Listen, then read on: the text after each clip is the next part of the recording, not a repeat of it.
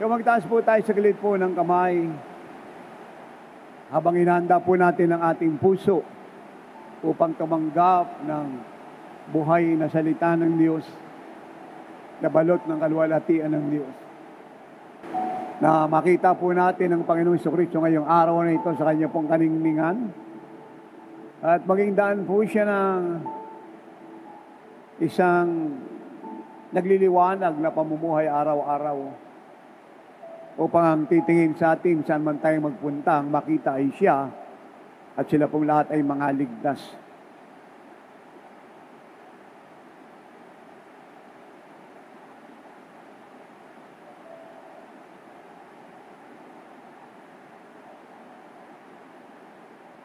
At siya po ay meron pong pamagat na in Him is life, in Him is life.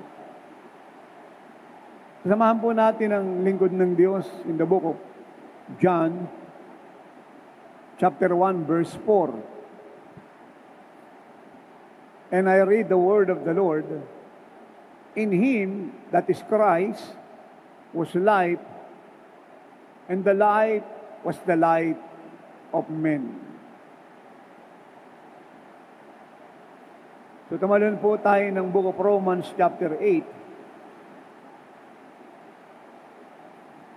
verse 22. And we read the word of the Lord. For we know that the whole creation groans or travailed in birth pain, and labors with birth pangs or pain together until now. So, malinaw po ang salita ng Diyos. Magmula raw po noon hanggang ngayon, ang buong mundo daw po ay nananaghoy. Humihibik. Dahil siya po ay meron pong daladalang kabigatan. Dahil sa dami po ng problema kanya pong dinadanas. Kagaya po ng mga bagyo, mga lindol, banta ng gyera, bantang nyuklar,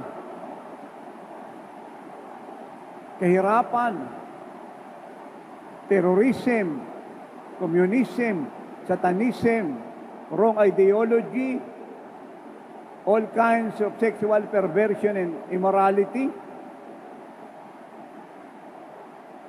putok ng bulkan, climate change, global warming,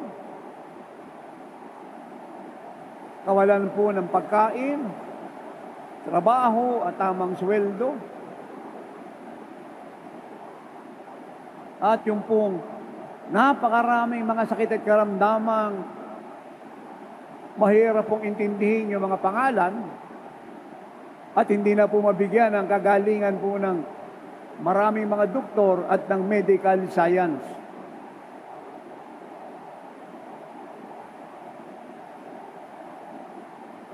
Talamak po ang kasinungalingan ng fake news. Ang harap-harapang rebellion sa Diyos, ang godliness, ang righteousness, yung pong kitang-kitang pag-ibig sa sarili kaysa magmahal sa Diyos. Yung mga wasak na pamilya, magulong pagsasama, sakitan ng mga mag-asawa, hiwalay na pagsasama, mga anak na nagkalat, na iba po ang hantungan ay kulungan, iba po ay rehabilitation center, ang iba po ay sementeryo. Napakarami po niyang problema na nagpasakit na po ng ulo ng buong mundo. At kung siya po i-define po ng Isaiah chapter 60, verse 1 and 2, ang sabi po ron ay ito, ang buong mundo po ay nasa kadiliman. At siya po'y balot ng makapal na kadiliman. So yung pong term na ginagamit po ng prophet ay very unique. Isang klase po ng terminology na kumukuha ng ating atensyon, nagbubukas ng ating pagkaunawa, at nagdadala po sa atin sa isang evaluation ng ating mga pamumuhay. Dahil hindi niya lang po binanggit na ang buong mundo po ay nasa dilim, kundi yung dilim daw pong bumabalot sa kanya ay sobra raw pong kapal.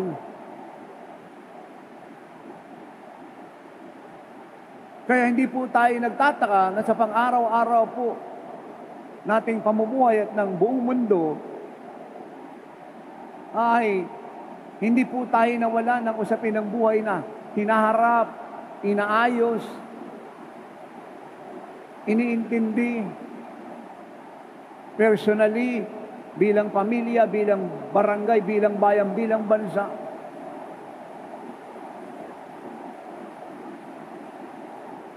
At hanggang ngayon po, ang buong mundo ay humahanap po ng solusyon, ng lunas. Wala pong maibigay pong solusyon yung United Nations. Puro lang sila meeting. Puro lang sila United Nations Security Council. Puro lang po sila roon gathering. Wala pong maibigay na tulong po ang European Union. Ang Arab League. Ang China ay failure. Ang Russia ay failure. Ang Iran ay failure. Ang Turkey ay failure. Ang alliances po ng mga bansa from Asia to Europe, to Africa, to the Middle East, lahat po ay failure. Yung po makabagong teknolohiya ay failure. Kaya ang buong mundo po ay nagpapanik. Yan sabi po ng Luke 21:25, sa bawat tragedy na nagaganap sa mundo, ang buong mundo po, ang puso nila ay nalulusaw sa takot. Nag-iisip na ano na naman kaya ang mangyari bukas. Nag-iisip na ano na naman kaya ang tragedy sa kuna ang magaganap sa susunod na araw. Nag-iisip na baka sila naman po yung susunod na mapapahamak. Kaya ang buong mundo po at marami nating kababayan ay nabubuhay na lang po sa takot araw-araw. Nabubuhay na lang po siya sa isang pamumuhay na walang katiyakan, walang direksyon. Sumasabay na lang po siya sa nangyayari. Idagdag pa na muli po nagpaplano ang Antichrist ng panibago pong worldwide mass destruction. Ang mga globalists ay walang tigil pong palaging nagmi-meeting at nagpaplano, at ang mga billionaire na mga ungodly, anti-Christ, anti-God, anti-peace, anti-truth ay ginagamit ang mga bilyon to destroy humanity, to depopulate humanity. Kaya kahit saan po tumingin ang buong mundo para siya po ay tulungan at iligtas, ay hindi po siya nakakakuha ng tamang solusyon. Hindi po niya natatanggap yung tamang remedyo sa kanyang problema. At marami po ay lumagay sa kalagayang helpless, hopeless, at pinagbabakasakali na lang po yung kanyang buhay kung siya po ipapalarin bukas o hindi po siya papalarin. Pero alam niyo po, pag ang isang pamilya, ang isang barangay, ang isang bayan, ang isang bansa ay nasa dilim, anong una niyang hinahanap? Ilaw. Yun po yung unang-una niyang hinahanap, ilaw. Pag meron pong kadiliman, ang unang-unang importante, ano man ang kalagayan mo sa buhay, ano man ang reliyon mo, ano man ang pinag-aralan mo, nasaan ka man, ano man ang narating mo, ang unang-una mong kailangan ay ilaw, liwanag. Parang sabi po ng Biblia, ng totoong salita ng Diyos na hindi nagkakamali, ang ilaw po ay matagal nang dumating sa mundong ito. At siya po ay hindi po kagaya po na nakikita niyo pong liwanag sa paligid natin, na tinatawag po nating electric current, electric supply, o electric power. Hindi po siya kagaya ng generator. Siya po ay isang persona. Ang pangalan niya po ay Jesus Christ.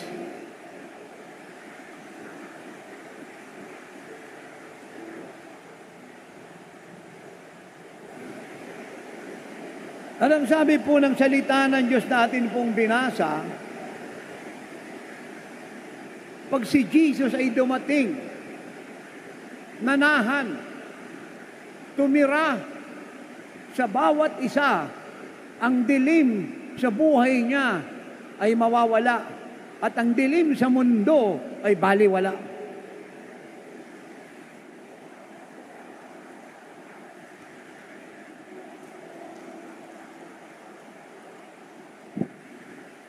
Naiintindihan niyo po ako.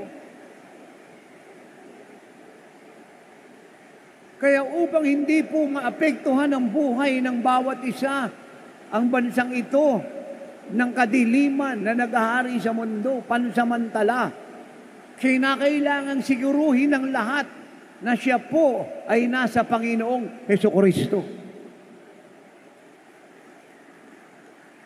Nang ibig sabihin, kung siya po ay wala pa kay Hesukristo, siya po ay pumunta na sa Panginoong Hesukristo.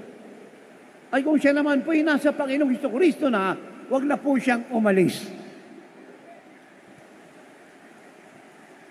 Ang gawin po niya ay magpakalalim ng relasyon sa Panginoon. Ibigin siya ng buong puso, buong lakas, buong kaluluwa at buong pag-iisip. Sundin ang lahat ng kanyang utos. I-priority siya sa lahat ng bagay.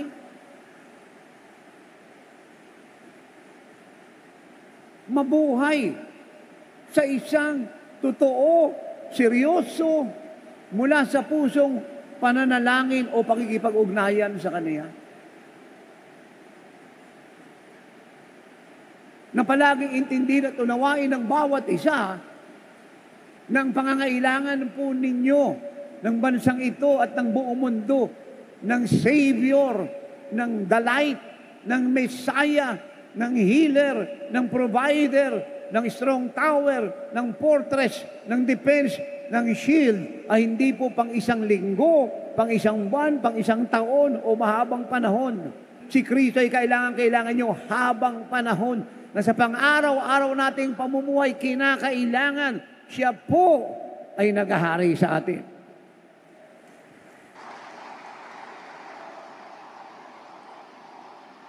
Yun po ang pinakasolusyon. Yun po ang pinakasagot sa problema ng mundo, ng bawat isa ng ating bansa. At ito pa po ang maganda rito. Pag nasa Panginoong Hesukristo ka na at nagpasya kang mabuhay kagaya niya, hindi ka na ngayon nagdidepensa, nag-aalala sa takbo ng mundo. Bagkus ngayon, solusyon ka na sa problema ng buong Pilipinas. Kaya dapat, ang pinag-uusapan po sa bawat churches ay hindi problema, hindi away na mag-asawa, hindi pagnanakaw ng ikaputhandog, hindi mga immaturity, kawalan ng karunungan, hindi self-centeredness. Dapat ang pinag-uusapan sa body of Christ araw-araw ay ang solusyon sa problema ng mundo.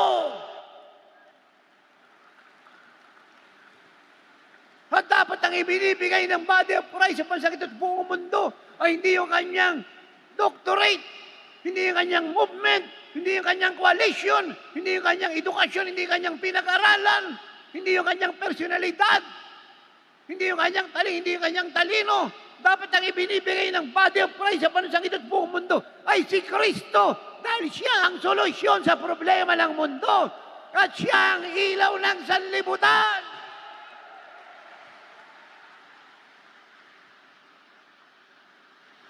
Are you still there? Ano pong sabi ni Jesus sa John 8:12? Sabi niya po sa maraming taong sumusunod sa Kanya, ako ang ilaw ng sanlibutan. Ang sino mang sumusunod sa akin, ay hindi na babalik pa sa kadiliman, kundi magkakaroon ng ilaw ng buhay. Now, malinaw po ang sabi ni Jesus, Pag ikaw ay nagpasyang sumakanya at ikaw ay sumunod sa kanya, kinabuhi mo ang mga salita niya. Sorry na lang, kadiliman. At ang dilim na humahabol sa iyo ay hindi nahabol. Siya po'y tatakbo palayo sa iyo sapagkat ang kinakatakutan ng lahat ng dilim ay isa lang, ilaw.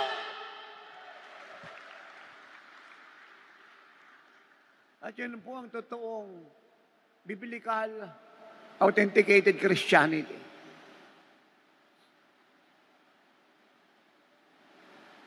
Dapat ito po yung priority po ng mga churches, ng mga movement at coalition at ng body of Christ sa bansang ito at buong mundo. Si Jesus.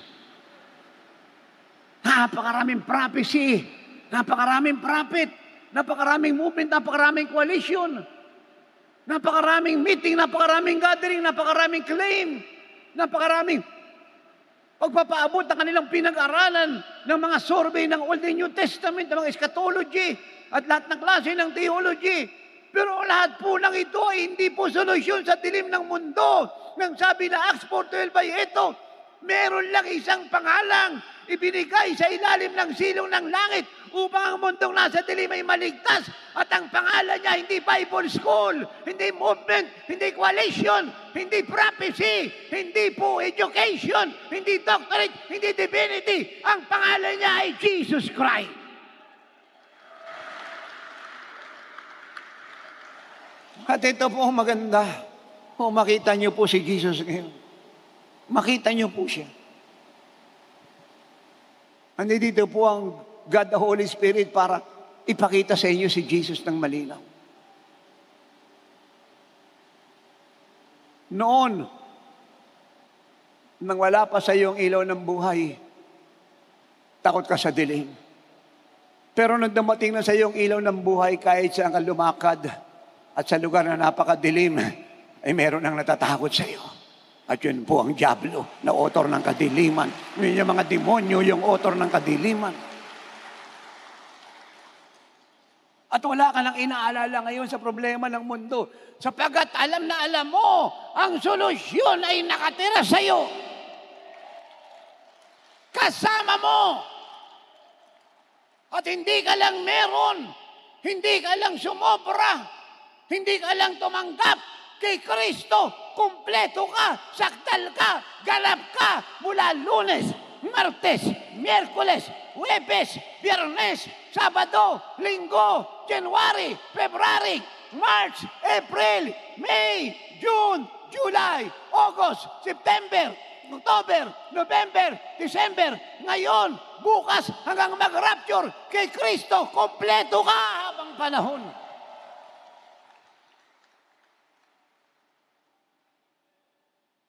At isa pong dahilan na yan kung bakit siya tumira sa inyo. Para siguruhin na lahat ng dilim sa buhay niyo na tinanggal niya, yun po yung sinful nature na yan, na patungan ng lahat ng dilim na galing sa mundo upang wasakin ang buhay mo, ay hindi na makabalik pa at hindi na makaroon pa ng puwang sa buhay mo kahit minsan.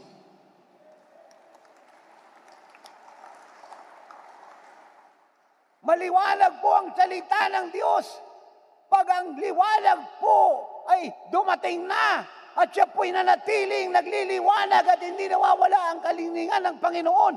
At habang siya po'y nagniningning, ay lalo siya nagniningning. Believe me, ang dilim ay walang puwang sa buhay mo.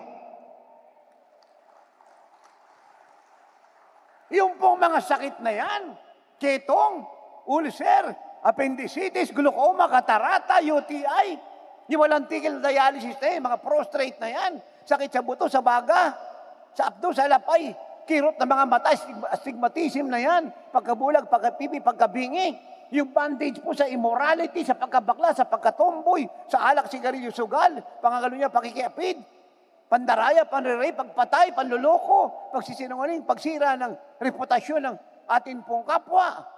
Lahat po ng ito, pag si Kristo ay dumating sa iyo, goodbye!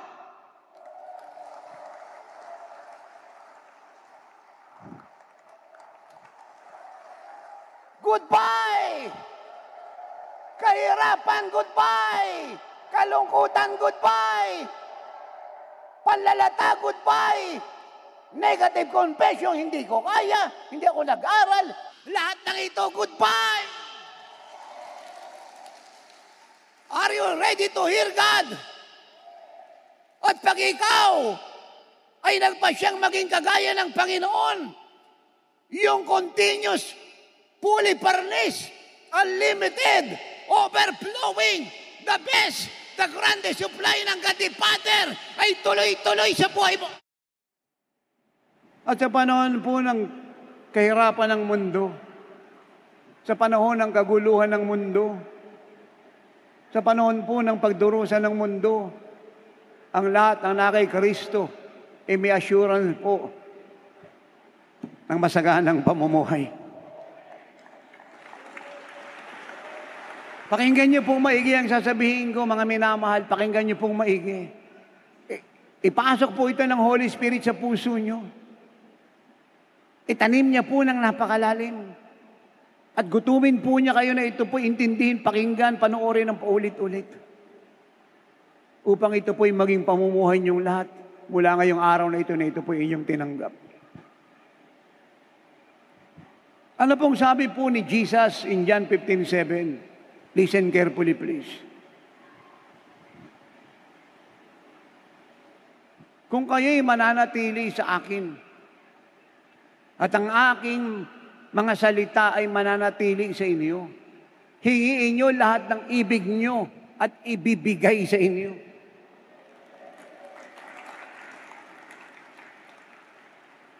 Kaya yung po mga bishop at mga pastor at chairman ng Movement at Coalition, sinasadya o hindi, na yung laging confession ay wala. Ang laging confession ay kulang. Ito pong mga ito, na ito po yung mga confession, ay hindi po nananatili kay Kristo at ang salita niya ay wala sa kanila.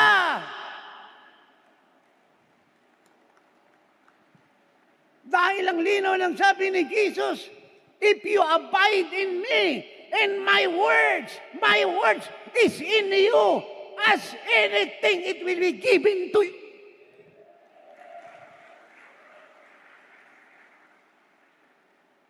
At kung naiintindihan ng mga bishop at mga pastor, lalo na ng mga chairman ng mga movement at coalition na sana yung mapakinabangan na at makaranas ng apostolic revival, ang katotohanan ito ay gaganda po ang iglesyang pinapastoran niya. Na kahit na ang kongregasyon po ay mahirap na mahirap, pero kung yung bishop at pastor, Amerikano, Pilipino, Singaporean, European, o saan bang sapa po siya nagpapastor, ay nananatili kay Kristo, at yung salita ni Kristo ay nananatili sa Kanya. And then, lahat ng hingi niya sa Ama, ibibigay ng Ama, at ang biyayang ibibigay sa Kanya, ipababa sa kongregasyon. Dahil ito po ang problema na maraming bishop at mga pastor makinig sa aking maigi. Doon sila nakatingin sa mga kongregasyon para sila magkaroon at mapagpala. Pero ang totoo, ang kongregasyon dapat ang tumingin sa kanila upang makita si Kristo at sa ganun sila pong lahat ay mabless. May tao ba rito? Do you understand that? Uulitin ko.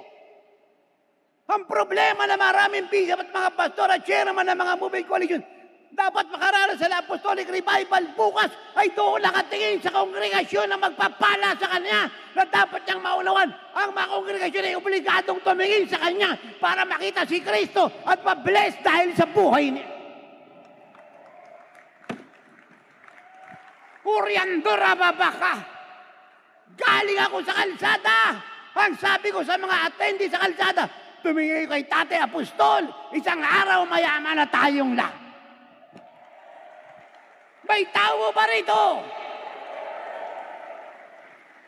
Do you understand that? Do you understand that?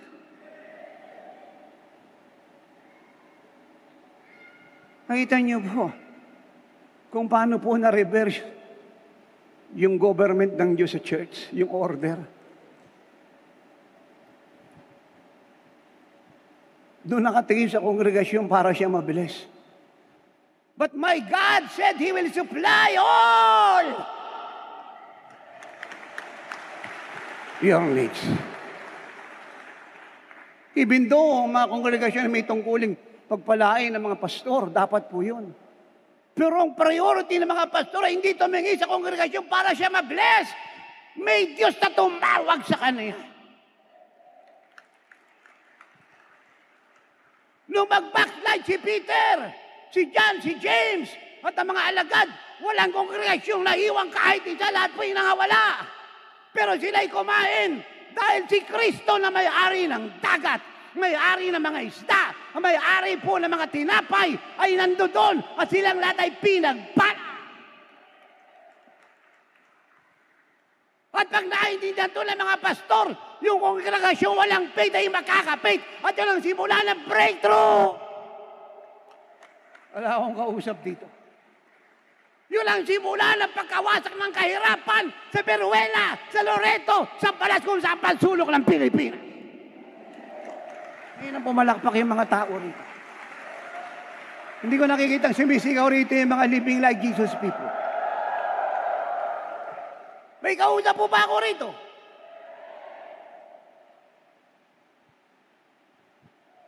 Dahil pag ang mga bishop at mga pastor, theologian, kay graduate ka pa ng Bible ko at meron kang doctorate, kung wala kang faith sa Diyos, ay hindi magkakaroon ng totoong pananampalatayang kongregasyon, ay kung meron kang blessing na matatanggap, temporal. But I'm here to tell you, nung sinabi ng Bible, and my God shall supply all your needs, fully furnished, the best, the grandest purihin ng Panginoon. Unlimited overflowing. Siya po ay panghabang panahon.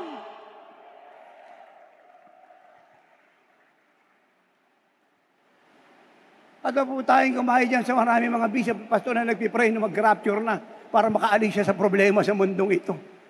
Ang nira-rapture ng buhay ay nagtagumpay sa lahat ng problema sa mundong ito. Dahil si Kristong nakatira sa inyo ay hindi po bakla, hindi duwag. Siya po ay warrior, more than conqueror. May tao po ba rito? Mighty! At kung naunawaan to ng mga bishop at pastor, lalo na ng mga Amerikano, Singaporean at ng European, at iniidolo po na maraming pastor dito na taga-ibang bansa na dapat ang pakinggan yung aral ni Apostol Renato Carrillo. Ito totoo. Pag na kay Kristo ka, huwag kang mag-struggle para maging overcomer. Yung pagdating ni Kristo sa iyo ay simula na ng pagiging overcomer mo. Ay kung bakit hindi ka nakaka-overcome noon? Kasi wala pa si Kristo. Pero nung siya'y dumating na sa iyo, yung nature niya ay makapangyarihan sa lahat. Kaya yung pagiging overcomer ay chicken feed. Or otherwise, kung di totoo yung tinuturo ko, hindi sasabihin ni Pablo, I can do all things through Christ who strengthens me. Si Paul po, theologian. Si Paul po, scholar. Si Paul po, prominenteng tao. Si Paul po, mayaman. Si Paul po, Roman citizen. Si Paul po, kandidato para makapunta ng Sanhedrin ng Council. Laki Paul po lahat ng bagay. Pero ang sabi niya, kung meron ba akong pinagmamalaki, na naging daan upang lahat ay magawa ko ay hindi lahat ng credential ko, ano man meron ako, isang-isa lang ang dahilan. Si Kristo, nasa Kanya ang buhay at ang buhay na yun ang liwanag ko. Si Kristo, siya ang pinakamalakas sa lahat at ang lakas niya, ang lakas ko. May tao mo ba rito? At di lang po isang apostol nagsabi niyan. Kaya itong mga bishop at mga pastor, ito mga to, dapat magsisi ng kasalanan to eh. Nagbigay ang Diyos sa apostol sa church para matapos yung kamangmangan ninyo. Hanapin niyo si Apostol Carrillo para lumaya kayo at lumigaya kayo sa paglilingkod niyo. Ano po sabi ni Apostle John? Per John 4:4, si Kristo na sumasa akin, sumasa inyong tumanggap sa Kanya, ay milyong ulit na makapangyarihan na higit sa diablo, demonyo, antikristo, false prophet, bagyo, lindol, sakit, karamdaman, lungkot, takot, dusa, kabaklaan, katomboyan, at lahat ng kadiliman. Kaya pag nakay Kristo ka, anong problema mo? Ikaw ang problema ng dyablo. Naiintindihan niyo po yun? Si Kristo nakatira sa iyo, milyong ulit na greater, powerful, mightier. Do you understand that? Si Kristo nakatira sa iyo.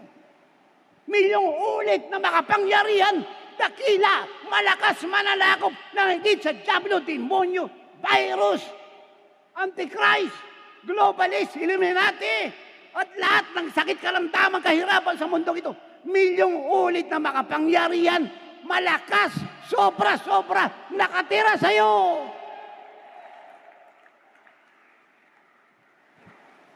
Nagtaas po tayo saglit ng dalawang kamay. Ito po, malinaw to, ha? Hanggang ang sangay nakakabit sa puno, anumang panahon, mamumunga siya.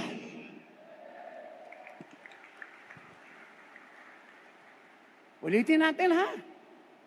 Hanggang ang mga sangay nakakabit sa puno, and Jesus is the vine and you are the branches, ano man takbo ng panahon, ano man ang gawin ng dyablo, hanggang nakakabit sa puno ang sanga, mamumunga siya. At ang bunga niya ay sagana. Siguradong papamungahin siya ng Diyos. Why? Sapagat ang sabi ng verse 8 sa bibig ni Isaiah, it's the Father glory that you bear fruit. Pag namunga raw po tayo, dahil tayo pamumungahin ng God the Father, yun daw pong pamumunga natin ay karangalan ng Diyos. At kahit siya ka pumunta sa Pagadian, sa buong Zamboanga Peninsula, sa Balas, sa Iligan, sa Lanao, Cagayan de Oro, sa Butuan, sa Bukidnon, buong Mindanao, Luzon, Visayas, buong Pilipinas, sa bundok, sa isla, sa bukid, sa baryo, sa bayan, sa barangay, kahit siya ka pumunta, blessing ka.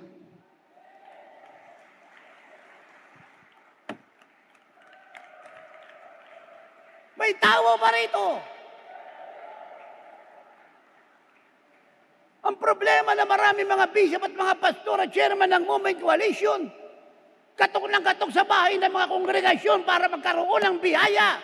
Ang sabi ni Kristo, humanap ka at makakasumpong ka, humingi at bibigyan ka, pumato ka sa pinto ng langit, bubuksan.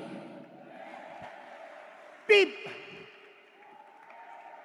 Nagkamali sila ng pintong kinatukan. Katukin mo yung pinto ng langit. Ang mga anghel nandun nag-aantay na kumatok. At ihatid sa iyong biyayang walang sukat paglagyan.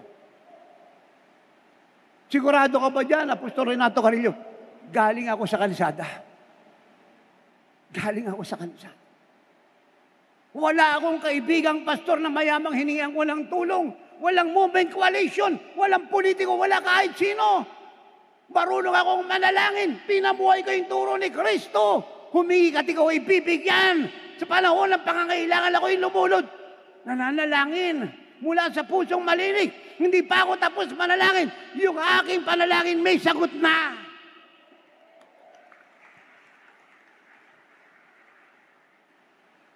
Kaya kaysa magmarcha po yung mga pastor once a year. Marcha-marcha tayo, Luzon, Visayas, Mindanao. May mga dal tayong plaka. Buti na lang, yung plakang dala-dala nila, may pangalang Jesus. Kasi kung wala, ang dating nun, aktivista sila.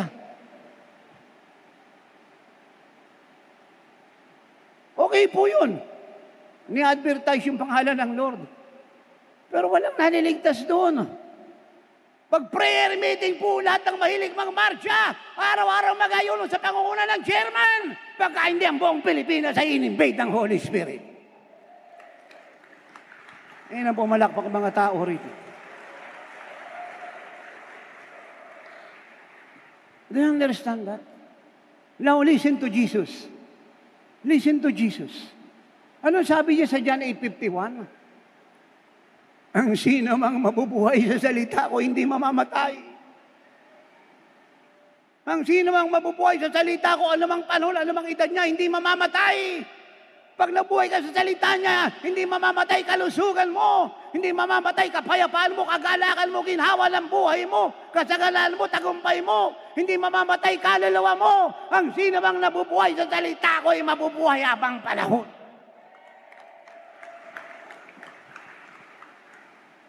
Hindi mo na unawa na po sila, nag-judge ka eh. Nagpipray kami, I know, but you give up. Jesus said, kayong lahat ay wag dapat tumigil sa pananalangin. Be earnest, prevail. Dahil ang hinahanap ko, hindi basta prayer. Ang hinahanap ko ay pananampalatayang determinadong tumanggap mula sa akin.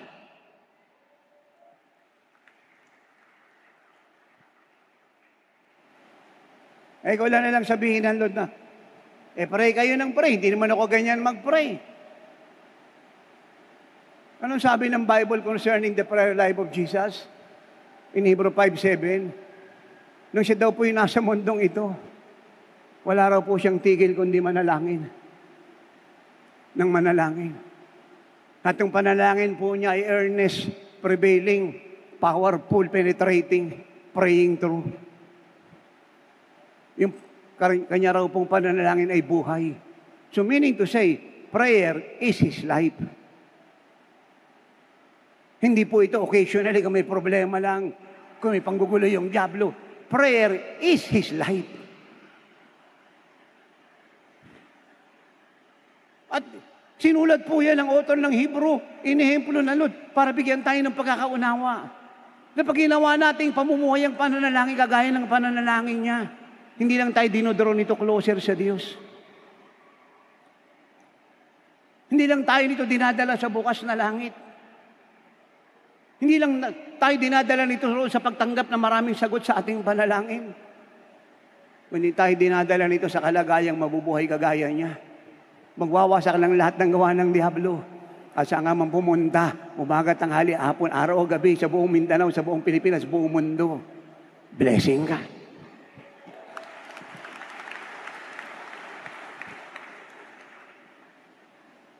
Ay, inindihan niyo po. Unawaan niyo po. Purihin ang Diyos. Dami mga bishop at mga pastor, walang pamasahe. Akala mo sa Diyos, ribulto. Iyon po yung malaking problema rito eh. Naglingkod ka pa sa Lord, tas wala kang pamasahe. Ibig mo sabihin, yung Diyos na tumawag sa'yo, pulog eh.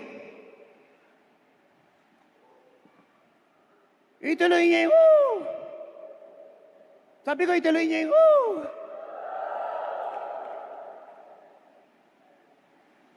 Naintindihan niyo po. Kaya yung espiritu ng unbelief, ng mga chairman ng Movement Coalition, so kung nasa prophetic pa ito, puro to prophecy, puro lehans. Puro lehans, puro lehan. Puro unbelief. Binabasa kongregasyon. Basahin niyo po buhay ng Lord. Wala siyang ginawa kahit ano, malibang siya'y nanalangin ng totoo.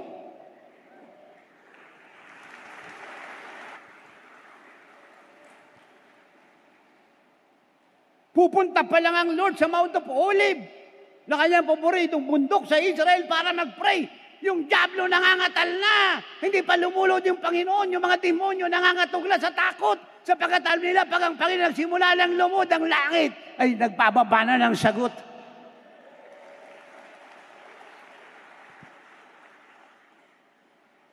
Ngayon ang miracle, pamumuhay yan. Naalala ko po na nakalipas na linggo, bago tayo nagpunta rito. I think it is April 16, araw po ng Sunday. Meron pong mag-inang umatin, galing Palawan. Pumunta po ng EDSA sa atin pong main church. Yung anak niya po yung may leukemia. Malala na po yung leukemia. Mataas na po yung rating ng kanyang leukemia. Kinalong ko po yung bata. Pinag-pray ko simpleng panalangin. Pag sinabi simpleng panalangin, hindi, hura babak, labas na ayaw, huro yung bubu. Hindi simpleng panalangin yun, nakakapagod na panalangin yun.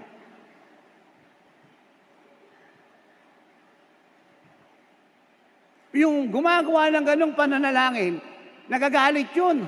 Kasi nananalangin siya. Kasi batugan siya. tamad siyang manalangin. Simpleng panalangin. Sa akin po kayo tumingin. Kinalong natin.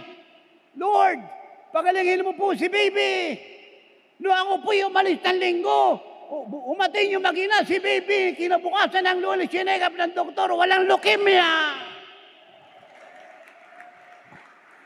Yan ang pumalakpak mga tao rito.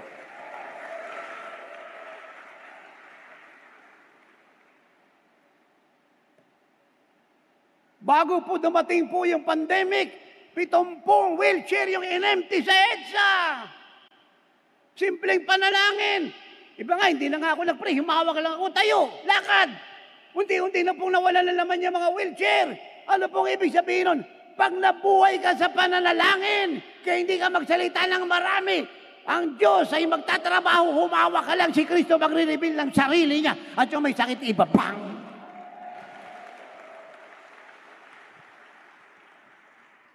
Naintindihan niyo po ako. Natutuhan po ng mga Christian dito sa bansang ito at buong mundo kung kani-kanino kinopya. Kung may problema tayo, nanggugulo diablo. Warfare tayo.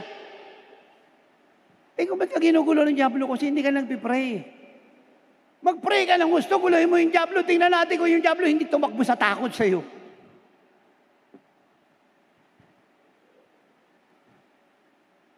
Parang China yan Nung nakalipas na mga taon, tahimik tayo. Kaya anong gawin ng China, ng kanyang mga bangkat, ng kanyang Chinese militia sa West Philippine Sea? Tahimik tayo kasi mabait tayo nung nagkaroon ng bago administrasyon, hindi na tayo mabait. Kumuha tayo ng mga barko natin, tinapatan yung China, hindi tahimik na yung China.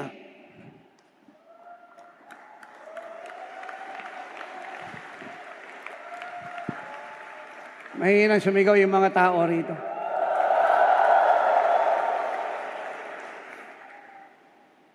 Amen.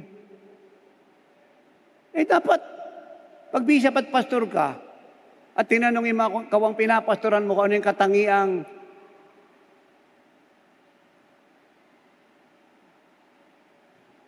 nakita nila sa iyo na na-impart sa kanila, na so striking, yung katotohanan ito.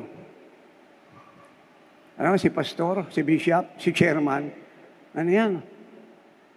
Pag nabalitaan niyang may pangangailangan sa ministry, ang sinasabi sa amin ni chairman at ni bishop at ni pastor, iwan ko muna kayo saglit pupuntahan lang ako.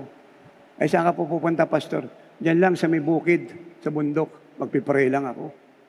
Dadaling ko usapin sa Diyos. At pagbaba ko, answers prayer tayo. Nakikita nilang nangyayari yun. So, nangyari ngayon sa mga kongregasyon, may problema ako.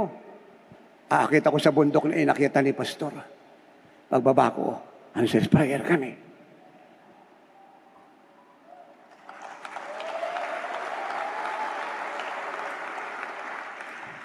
Pupunta ako doon sa bangka na pinuntahan ni pastor. At pagbabalik ko, arami kong dalang isda. Kakain ng kongregasyon.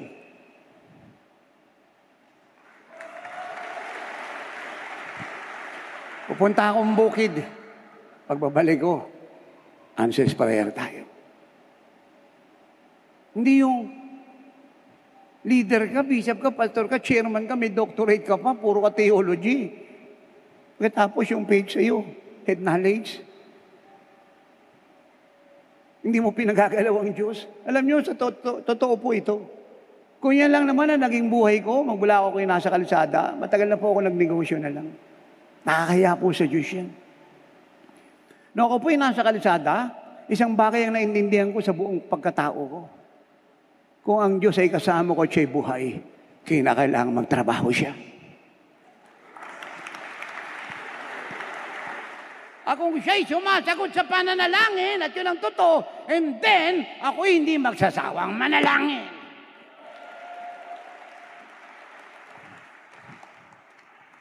Ulitin natin Kung siya'y sumasagot sa panalangin at yun ang totoo, hindi ako magsasawang manalangin.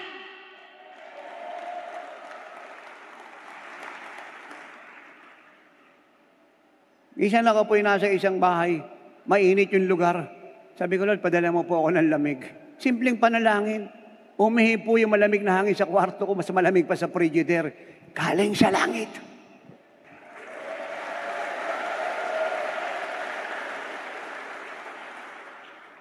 Sabi ng isang Koreano na humingi ng tulong sa akin, sabi niya, punta kang Korea, tulungan mo ko. Magturo ka ron. Pero pamasahe mo. Kita niyo yan? Sa mga Koreano, nag-iimbita pagkatapos ikaw yung mamamasahe.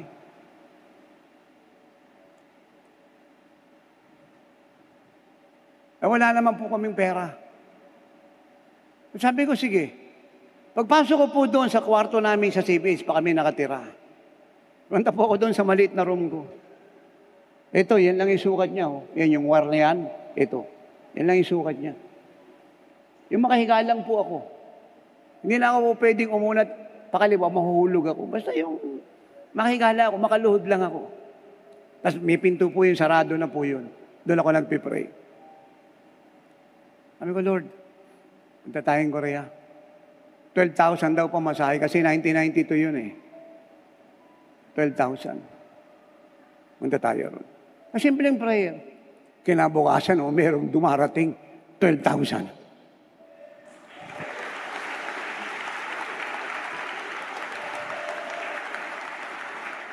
Ako po may kausap dito.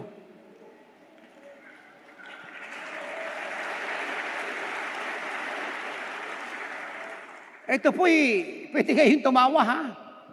Hindi ko ito sinasabi kasi meron ako ibang gustong ipaabot o ibang intensyon. May panahon minsan na yung ating mga mahal na mga anak at kongregasyon, sa sobrang pagkaabala, nakakalimot magpala.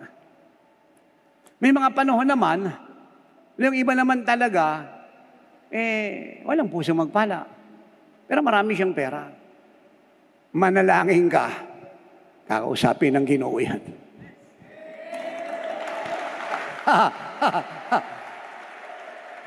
Mas malakas kayong pumalakpak sa kanila.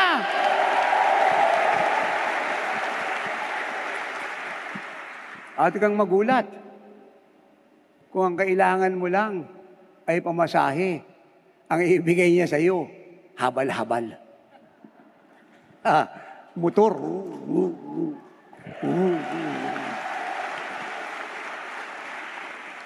Tayo yung testimony ni nanay. Actually, pangkaraniwan sa amin yan eh.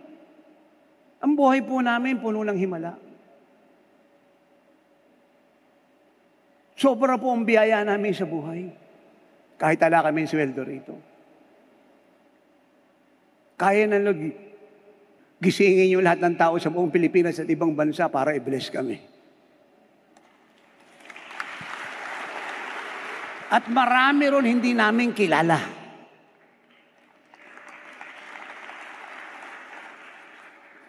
Ay, narinig yung testimony niya.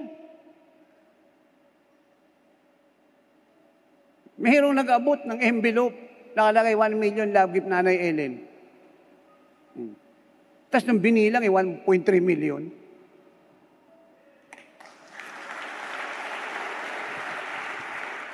Hindi nagbibigay ang Diyos ng sapat lang, laging sobra.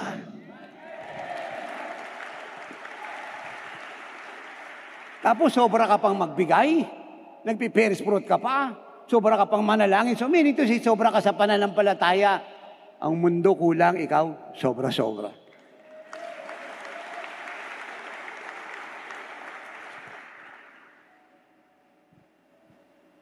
Naintindihan niyo po ako.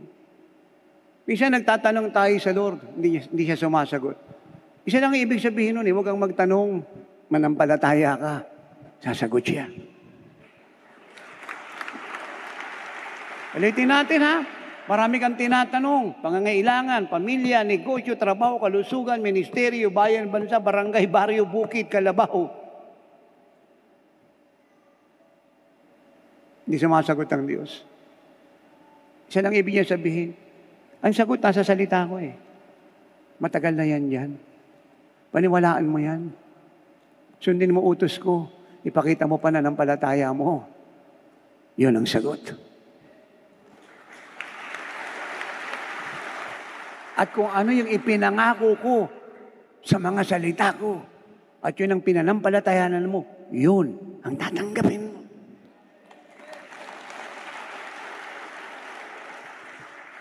Pakinggan niyo po si Jesus. Ito po sabi niya, Matthew 9, verse 28 and 29. Sabi niya po sa dalawang bulag sa kalsada ng Jericho,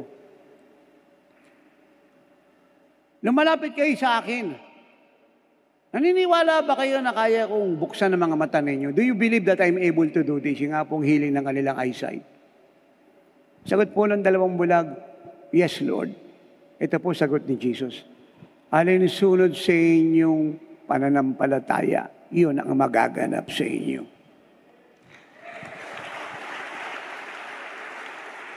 At yan po ang sagot sa marami nagtatanong, kung mahal ako ng Diyos, ba't ako naghihirap?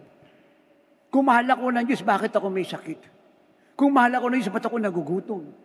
Kung mahal ako ng Lord, bakit ganito buhay ko? Kung mahal ako ng Diyos, bakit wala akong trabaho? Mahal ka ng Diyos. Ang diablo may gawa ng problema mo. Pero kung mananampalataya ka sa Kanya, hihingi ka ng tulong na puno ng pananampalataya, lahat ng gawa ng diablo sa buhay mo, sisirain niya.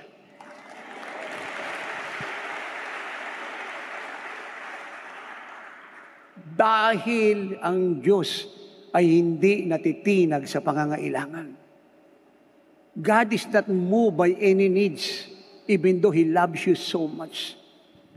He is moved by your faith.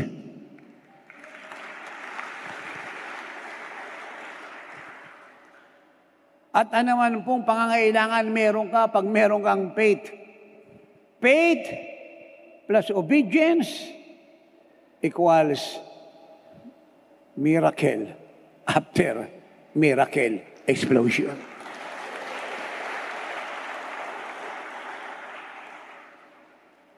Hindi yung needs plus murmuring. Ano pong mangyari ron? Di equals misery. Needs plus faith equals blessing.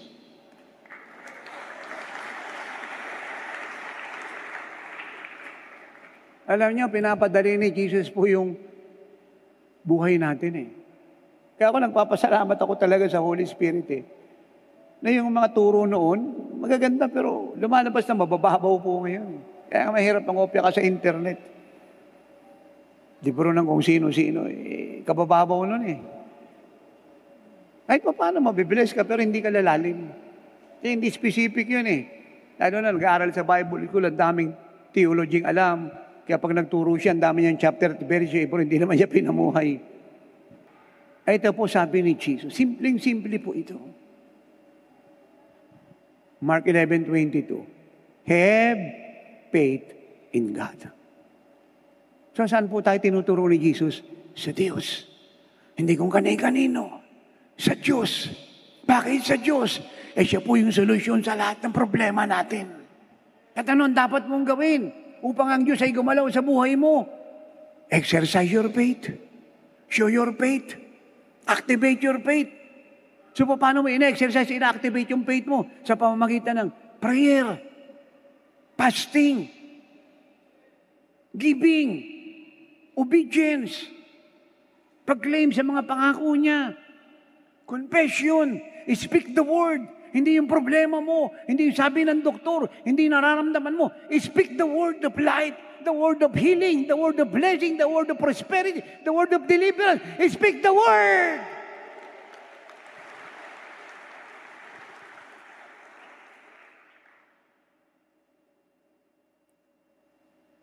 Do you understand that? Hindi mo alam, Apostol, may faith ako. Hindi mo ginagamit. Yung faith mo, napulok. Akong kausap. Ang may faith ay ginagamit ang pananampalataya niya. Kaya ang sabi na Lord, wala kang pera. Kaysa humanap ka ng magbibigay sa iyo kung kani-kanino kung bahay kumakatok. Ang sabi niya, magbigay ka kung wala kang pera. Bibigyan kita Gustong takal, siksik, liglig, umahapaw, walang sukat paglagyan.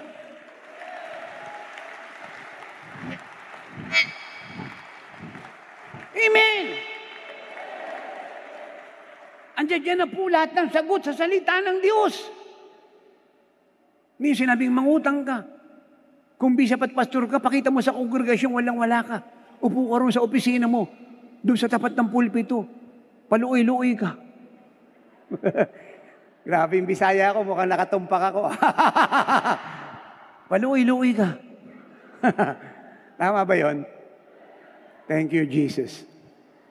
Paluoy-luoy. Paluoy-luoy ka dyan, bishop. Paluoy-luoy. Alang mangyayari ron. Andiyan na lahat ng sagot sa salita ng Diyos. Ay, hindi ko maintindihan. Basa ng basa yung mga bishop ng Bible, yung chairman ng Moving Coalition, pag may problema kung kani-kanino humahanap ng solusyon. Siguro yung kakabasa nila, naghahanap ng talino sa ulo. Hindi mo kailangan ng talino sa ulo, kailangan mo pananampalataya sa puso.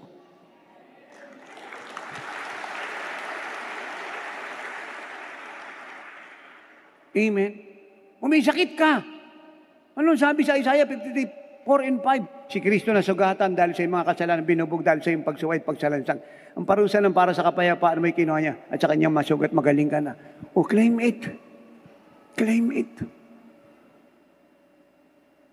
And thank God na sa masugat niya, magaling ka na. At para lang magmanifest yung healing mo, alam mo, nagkasala ka, hingi ng tawad. Hingi ng tawad ng buong puso. Patatawarin ka niya. Tapos i-claim mo yung kagalingan. Tapos yung karamdaman mo.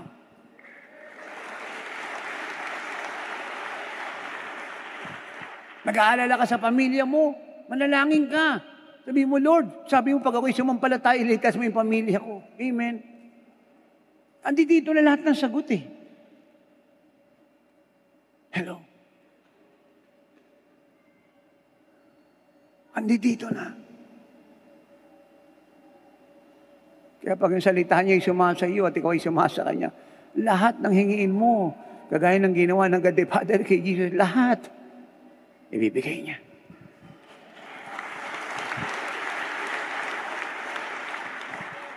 Ngayon po yung totoong Kristyanismo sa supernatural.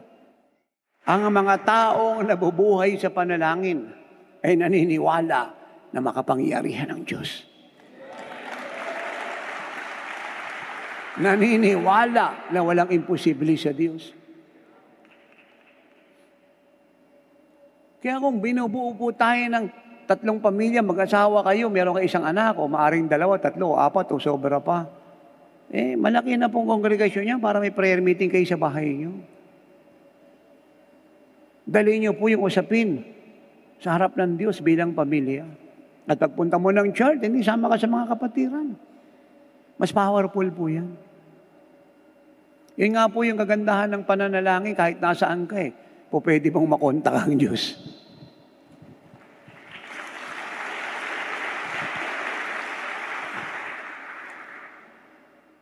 At hindi mo kinakailangan lagi magpa-register ng SIM. Ang kausap dito. At yung SIM card mo ay hindi po pwedeng ma-duplicate ng mga scammer.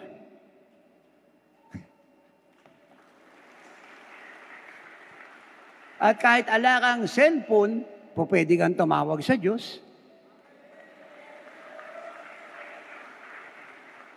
Kaya alang wifi, sasagot ang Diyos. Kaya walang internet, sasagot ang Diyos. Kaya the more na brown out, the more sasagot ang Diyos. Kaya malakas ang bagyo, sasagot ang Diyos. Kaya nagbabagsakan ng poste, putol yung mga linya at walang kuryente, sasagot ang Diyos. Amen. Naintindihan niyo po sinasabi ko? Narinig niyo po ang God the Holy Spirit? Jesus said, Mark 11:22, have faith in God. Lang po ang kailangan ninyo. Kaya hindi ka chairman ng Moving Coalition, bishop, nag-aral sa Bible ko, wala kang doctorate, wala kang divinity, o hindi ka nakatapos ng high school kagaya ni Tate Apostol. Basta meron kang faith, ine-exercise mo siya araw-araw, gagalaw ang Diyos. Have faith in God. Ang katapat po ng Diyos at ng power niya ay faith. Amen. Alala ko po, last year, bago kami nagpunta ng Jensan, dahil nga tayo po yung nagtatayo po ng dwelling place, yun po talaga, yung dwelling place, miracle dwelling place po yan. Tuloy-tuloy po yung construction, kahit yung pambayad po ay kulang. Hindi sumasapat sa expenses. Halimbawa, ang nakukuha ang pera sa dwelling place, sa isang buwan, 300,000 to 500,000 na expenses, 2 million na mahigit. Pero tuloy-tuloy po siya, hindi siya tumitigil. Eh, din po yung sitwasyon na kami po ipaalis. Kailangan bumili ng mga graba, simento, bakal, sweldo sa mga tao. Hindi siya dapat itigil kasi tatagal eh. Kaya nga yan, binigay ng Lord yun para gamitin ng mabilis at ma-enjoy natin bago siya bumaba. So, ba't patagalin? Walang sapat na pera, pero yung faith namin ni nanay, sobra sa kakulangan ng pera. Eh, tayo po'y patungo ng Jensan. Alam niyo, yung bumiyahe ka, sobrang gastos. Sobrang gastos. Isang biyahe mo, mahigit 1 milyon. Eh, dito lang sa Pilipinas yan. Eh, baka kasi yung pamasahe, kung Visayas ka lang, mura-mura, pero pag pupunta ka na ng Mindanao, kagaya rito, almost double yung pamasahe niya. Ay, hindi naman tayo pwede mag-antay ng promo. Kasi pag nag-antay tayo ng promo, susunod na 2 buwan pa yun, yung gawain natin sa susunod na buwan na. Kaya hindi tayo makapag-antay ng promo. Tsaka hindi natin alam yung promo eh. Alam niyo, no, hindi naman masama yung may promo, no? Yung pong nag-aantay ng promo, okay po yun. Kung baga ba sa mundo, naka-jackpot ka. Na 1 linggo, bago ka umalis, may promo na. Pero sa kagaya ko, ang biyahe tuloy-tuloy, hindi po ako makapag-antay ng promo kasi oras ko mahalaga. Ang dami kong trabaho. Idagdag pa, ang dami po nating programa sa TV, radio. Buti kung kayo lang inaayos natin, buong mundo yan. Kahit nasa bahay kami, walang tigil tunog ng telepono. Meeting dito, meeting doon. Pero wala ako alam na gawain ng Lord. At biyahe ko, at TV natin, at radio, at construction ng dwelling place ang tumigil dahil sa kakulangan.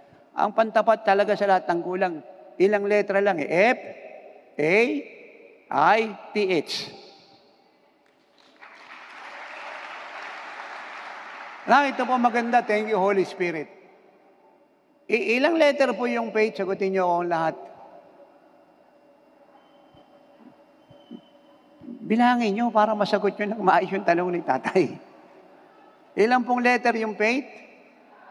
Sa English, 5. Sa Tagalog, 5. Sa Bisaya, 5. Nakachamba na naman ako. So, thank you, Holy Spirit. Faith. Bakit 5 letra lang po yung faith? Kasi yung number 5 po sa Bible, it means grace. Kapag nabubuhay ka sa faith, yung grace ng Diyos, lagi mong mararanasan.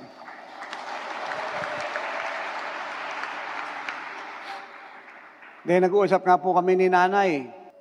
Nabanggit nga ni nanay, sabi niya pa, marami na namang babayaran, naniningil yung kontraktor, yung hardware, yung lumber, yung kung sino-sino pa. Kami naniningil. Amen. Sabi ko, hindi, provide Lord. Kalimutan muna natin yan. Bahala na Lord yan. Magpo-provide. Kaya lang po sinabi, provide Lord. Punta tayong Jensan. Palayasin muna natin mga demonyo ron at dalawin natin mga anak natin sa Jensan.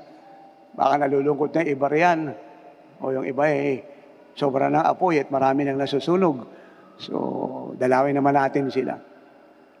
Dahil pagdating po natin Jensan, tumawag po yung taga Jensan na nanonood sa atin sa TV. Pero hindi umaating yun. Sabi niya, tatay, punta ka po ng bahay ko. Hindi ko nga alam bahay niya Amen. Sabi ko, saan ba bahay mo? Sabi niya, dito tatay, ganyan-ganyan. Sabi ko, malaki Jensan ganito gawin natin. Kakausapin yung ating pastora na samahan tayo doon sa bahay mo. Kasi malaki Jensan Amen. Di, punta nga kaming bahay niya. Tuloy, dedication na rin. Laki bahay niya kasi ano po ito Inchik. Asawa niya, Taiwanese, pero siya po, taga Mindanao. Taga Davao talaga siya. Pero nagpuntang Jensan. Amen. Di turo po tayo kasama ating pastora at yung ating mga awit, isang organista, si nanay. Pagkatapos, sinedicate po natin bahay nila. Sabi niya, Yung demonyo rito, tatay, ginugulo yung anak ko, nadidepress po siya. Di pinalayas natin mga demonyo. Sabi niya, dito tatay, nanggugulo yung demonyo sa kwarto ng anak ko. Pinasok ko po yung kwarto ng anak niya. Sabi ko, wala akong makita ng demonyo rito. Baka nagtakbuhan ng tatay kasi dumating ka. So, adi, tapos na po yung yung service. Sabi niya, tatay, alis na po kayo. Siyempre, hindi man pwedeng matulog ako rito. Sabi ko, kain ako bukas. Sabi niya, daan muna tayo, tatay, doon sa maliit kong kwarto. Sabi niya, ito yung prayer room ko, tatay.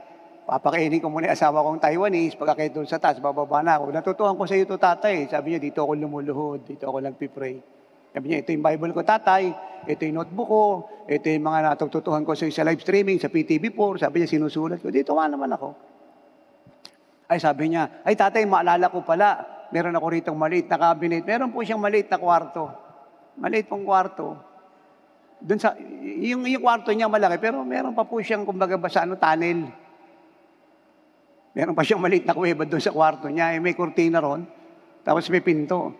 Sabi niya, tatay, hindi dito po yung mga iniipon ko para sa pagdating mo. Grabe. Kita niyo, hindi pa ako dumadating. Yung blessing ko, nag-aantay.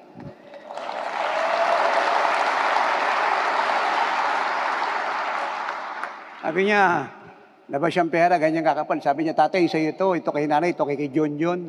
Tapos sabi niya, tatay, ito sa dwelling place, 1 million. Okay na po yan, tatay, sa isip-isip ko. Ikaw nakakaalam niya kung okay na yan, huwag mo akong tanongin. Akong kausap dito. Ang sabi ko, wala akong kausap dito. Naintindihan niyo po yun. Naunawaan niyo yun. Alam niyo, pag sa Diyos ka nakatingin, buong mundo nakikita niya. Kaya niyang hipuin yan. Kahit komunista yan, kaya niyang hipuin yan.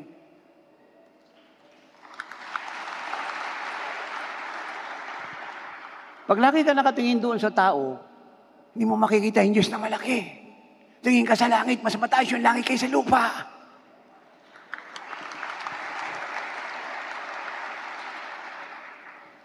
Naintindihan niyo po yun? So, earlier ko tayo po yung nagturo po sa Grace Park. Tayo po yung glory ng Diyos, nagbus lang po tayo nun. Yung akin pong t-shirt, kalahati lang. Kasi nagsisimula po tayo sa ministry, mga po yun eh. Mga I think 1987 siguro. Nagbubus lang po ako mag-isa. So, naka-short sleeve, dala po yung Bible kong Tagalog. Pero siyempre, yung gandang lalaki natin, na yan, intact na yan eh. Sabi ko, yung gandang lalaki ko, yan, intact yan, di nagbabago yan. Sa lahat ng panahon niya na yan. So, dami po yung glory ng Lord. Sobra. Nakasakay na po ako ng bus, nagwiwiping pa ako. Yung konduktor, hindi makatabi sa akin kasi nanginginig eh. Sa kapal ng glory. Pero bago po ako sumakay ng bus, yung pong umaten, sabi niya, lingkod ng Diyos, pwede bang dumalaw ka sa bahay namin? Sabi ko, anong gagawin ko ron? Sabi niya, kasi tanghali naman na magandala ako ng merienda. Hindi nagpunta po tayo. Pero alam ko siya po meron pong gustong ipaabot. Ginamit niya lang po yung merienda. Kasi hindi naman merienda po yung tanghalian, soft drinks. Ibigay mo, soft drinks, tanghalian, ulcer yun. Naintindihan niyo yun? So, tapos, alam niyo naman yung mga mamunon eh. Mga Nutriban, yung mga monay. Alam niyo yun, di ba?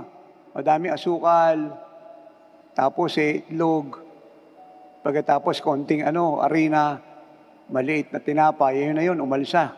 Monay na yun. Adi, kain po tayo. Take my soft drinks, tas tubig. Sabi ko, anong gusto mong gawin ko sa'yo? Sabi niya, lingkod ng Diyos, wala kasi akong anak. Hindi na po ako nagtagal pa. Kasi gusto ko lang umuwi. Sabi ko, taas mo kamay mo. Tinawag ko yung asawa niya, kakod yung sa likod ng asawa mo. Pinag-pray ko po yung babae. Taga-ibang fellowship po yun. Sabi ko, kakaanak ka na sa 1 taon, may anak ka na. Nung dumating po yung sumunod na taon, siya po yung nagkaanak.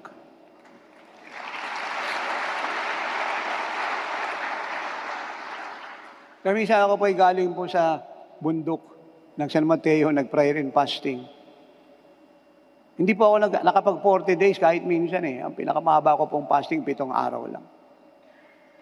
Pero hindi ko po sinasabi to dahil ang 40 days po ay hindi ko pinapahalagahan. Sobra pong pagpapahalaga ko. Yan pinagawa ng Diyos yan eh. Ina-appreciate ko po yan at ako po ay sobra-sobra nagpapasalamat sa Lord sa privilege na maranasan ng 40 days at nagpapasalamat sa mga anak natin, mga lalaki at babae na nagbigay ng mga buhay. Walang tigil na nag-aayon hanggang ngayon, meron po nagpo 40 days. Kaya lang, ba't ko po siya sinasabi? Kasi yun ang narinig ko sa Lord ng early years ko. Sabi niya, ang 40 days powerful. Kaya lang once a year siya. Pero yung mabubuhay ka sa panalangin kagaya ni Jesus araw-araw, kaya walang 40 days. Yan ang mas powerful.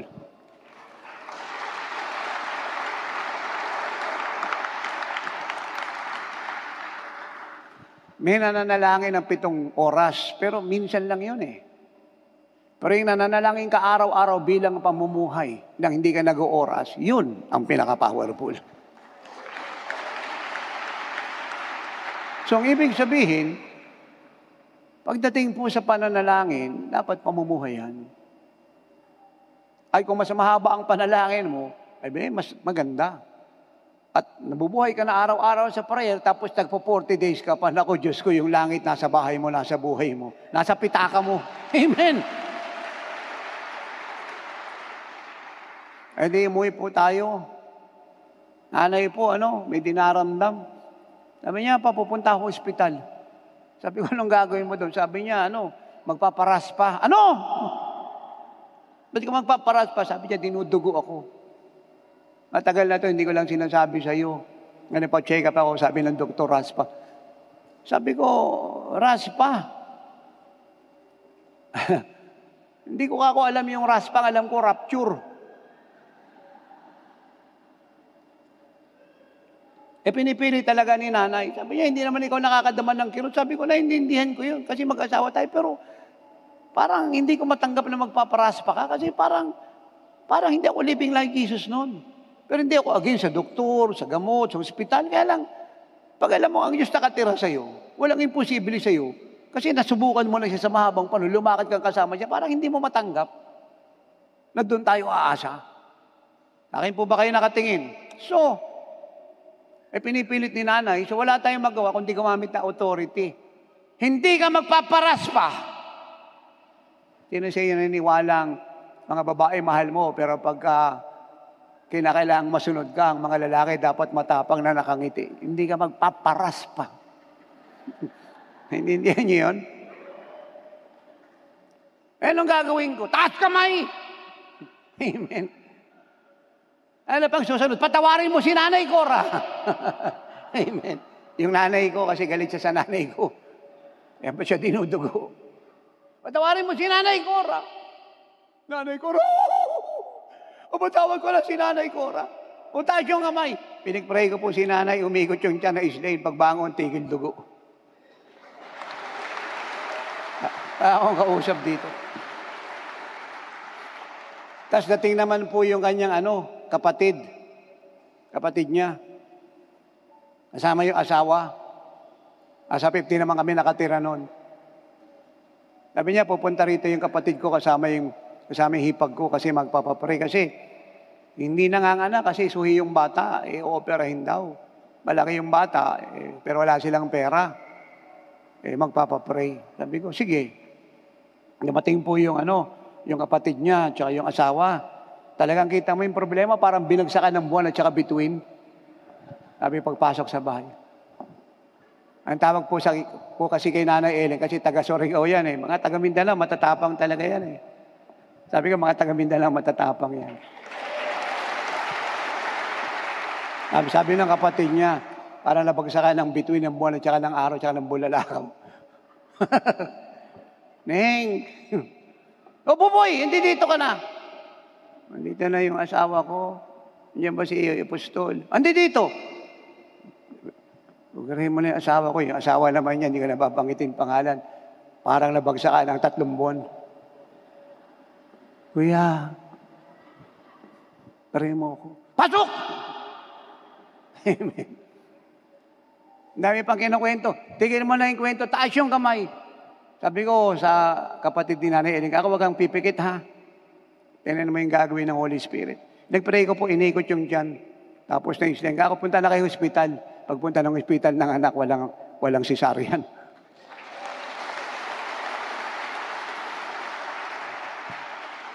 At nung tayo po ay nasa cinema, 18 years ago na po nakalipas, may kumanta po sa song offering. Sabi ko kay Nanay Eling, sabi ko, sino yung kumakanta? Pero time ko na nakita yung sabi niya, yung pamangking ko na nasa tiyan na hindi makalabas, pinag-pray mo. Ayan o, dalaga na kumakanta sa song offering. Sige po, lakasan niyo po yung palakpak. Nako.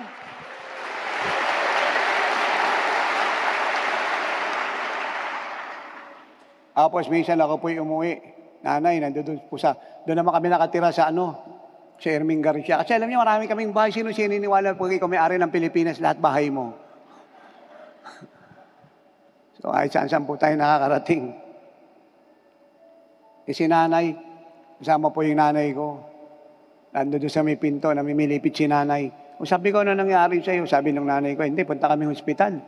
Kasi, namimilipit yung tiyan nito. Si Rachel po yung dinadala niya noon, buntis po siya kay Rachel.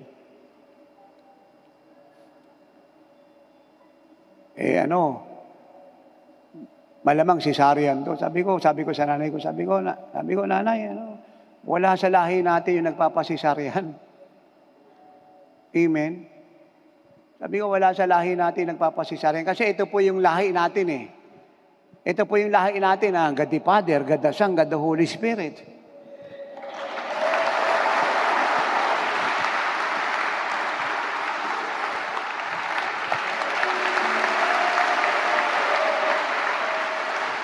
Kaya pag niloloko ka ng diablong mahirap ka, bobo ka, illiterate ka, wala kang kakayahan, kawawa ka, mamamatay ka sa karamdaman, sabi mo sa diablo, sinungaling ka, lumayas ka, wala sa lahi namin sinasabi mo. Pakinggan mo kung sino yung lahi namin. God the Father, God the Son, God the Holy Spirit.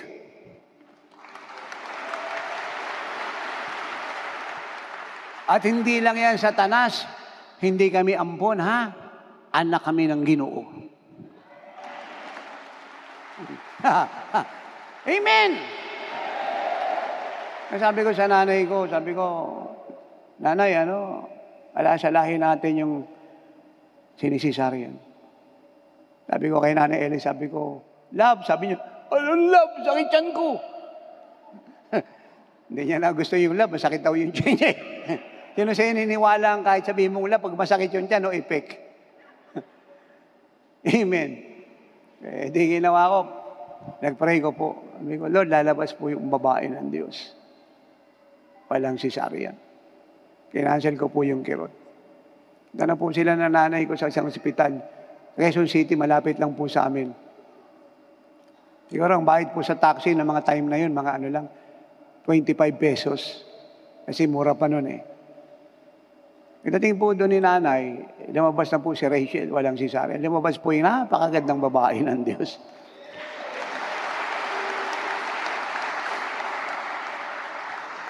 Napakarami ko pong gustong ikwento sa inyo patungkol sa ministry at buhay. Na totoo po lahat. Pero ang oras po natin ay hindi po sapat. Iko-conclude ko na lang po. Lahat ng gagawin ng Diyos ay sagot sa ating panalangin. Kaya kung gusto nating laging may gawin ng Diyos, personally, as a family, as a ministry, as a city, as a municipality, as a barrio, as a barangay, as a nation, pag tayong tumigil manalangin.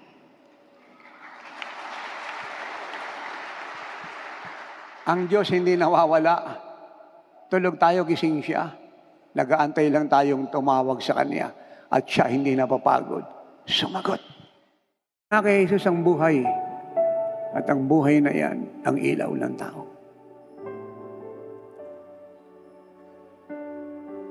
Si Jesus po ay bababa sa tinatawag na rapture of the church bilang sagot sa ating panalangin. Pag ang pag-ibig ng church sa Lord ay napakalalim na, sobra ng taas, hindi na makontain ng isip niya, ng puso niya, ng katauhan niya, ng buong pagkatao niya. Sumisigaw na siya corporately, ang end-time bride. Nababa ang Lord. Ang pagbaba ni Jesus ay sagot sa panalangin ng Espiritu Santo at ng bride. Revelation 22:17.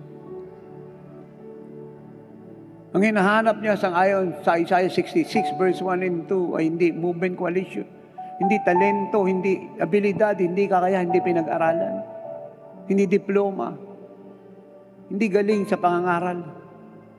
Ang sabi ng Diyos, ang hinahanap ko sa verse 3 ng Isaiah 66 ay pusong basag, pusong malambot, pusong durog, na umaasa sa akin. Nakakonek sa akin araw at gabi. Dahil alam niyang hindi siya pwedeng mamunga paghiwalay siya sa puno.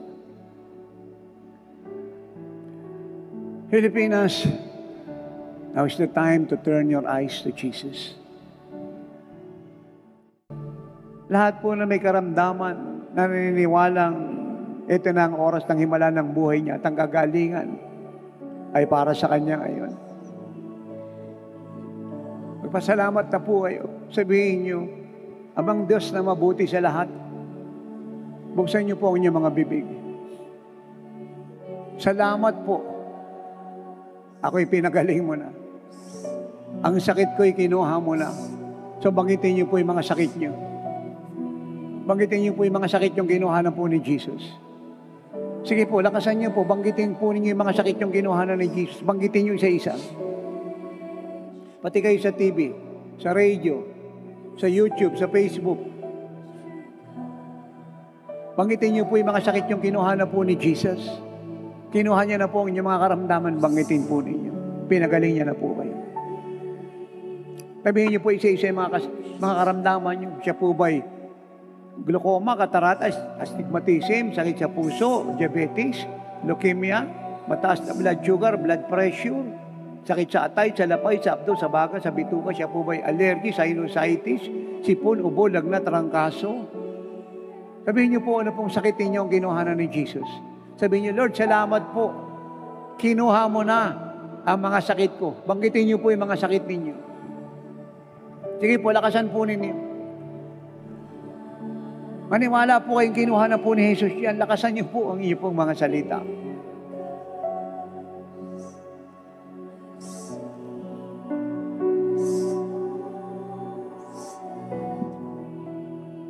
At sabihin niyo po ito. Dahil kinuha mo na ang mga sakit ko, wala na siya sa katawan ko. Magaling na ako. At para hindi na ako magkasakit at di na bumalik ang sakit, humingi po ako ng tawad sa iyo sa mga kasalanang ginawa ko sa isip, sa salita. Patawad po kung ako po ay naghinanakit, sumama ang loob, nagtampo, nagsinungaling, nanirang puri, naawa sa sarili, nag-aalala kaysa sumampalataya sa iyo. Patawad po kung ako'y humingi ng tulong sa mga patay, sa mga rebulto nila. Patawad po kung ako'y nag-alinlangan, hindi naniwala na napakakapangyarihan mo at ang mga salita mo ay totoong lahat. Patawad po kung ako'y nagpagamot sa mga espiritista, albularyo, fake healer, naniwala sa tarot reader, feng shui expert. Tinatakwil ko yung mga orasyon na dinadasal ko, na pinamana sa akin ng mga ninuno ko. Sige po, kung meron po kayo minanang orasyon, itakwil po nyo lahat yan.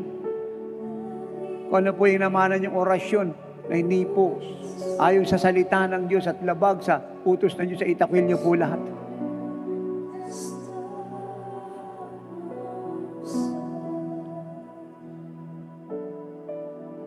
At sabihin niyo po ito, patawa din po kung ako'y uminom ng alak, nagsugal, nanigarilyo, nakiapid ng ano niya, tinatakwil ko ang lahat ng ito. Ngayon din, pinagsisisihan ko ng buong puso sa pangalan ni Jesus. Panginoong Jesus, hindi ko kayang iligtas ang kaluluwa ko. Ikaw ang tagapagligtas ko. Tanggapin mo po ako. Pagharian mo buhay ko. Pumasok ka sa puso ko ngayon. Tinatanggap po kita bilang personal kung Diyos, manggagamot, Panginoon, at tagapagligtas ng aking buhay. Hugasan mo ako ng iyong banal na dugo. Ibigay mo sa akin ang buhay mo. Pangunahan mo ako sa tamang landas.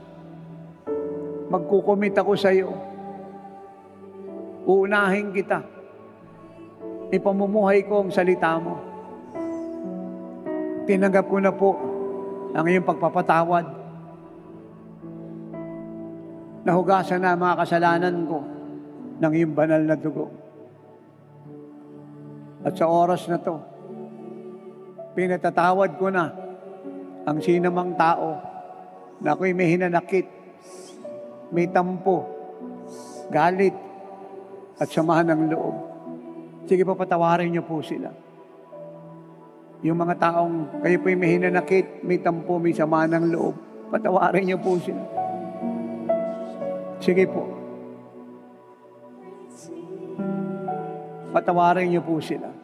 Kayo po sa TV, sa radio, sa YouTube, sa Facebook, sa ating live streaming, saan man kayo, sa NCR, Luzon, Visayas, Mindanao, bawat bansa na nakatunghay ngayon, patawarin niyo po ang mga taong kayo po may hinanakit, may tampot, may samahan ng loob.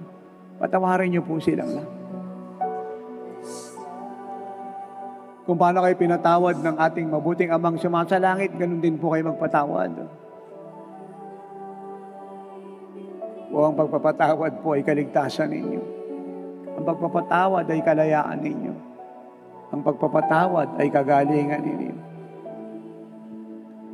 Ang pagpapatawad po ay pagkatalo ni Satanas, karangalan ng Diyos. Magpatawad po tayo.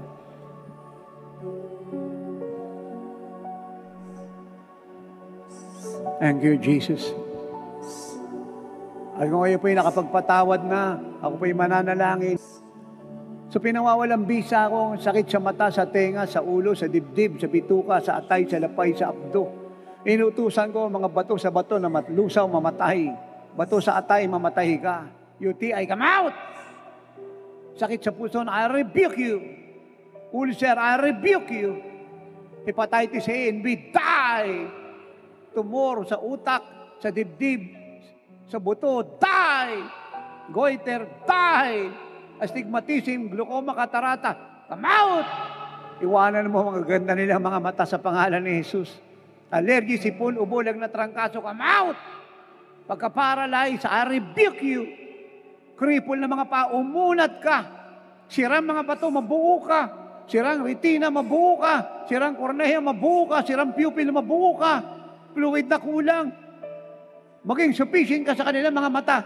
Lower and upper eyelid na. Hindi malinis, kuminis ka. Problema sa eardrum, inutusan kita, mawala ka.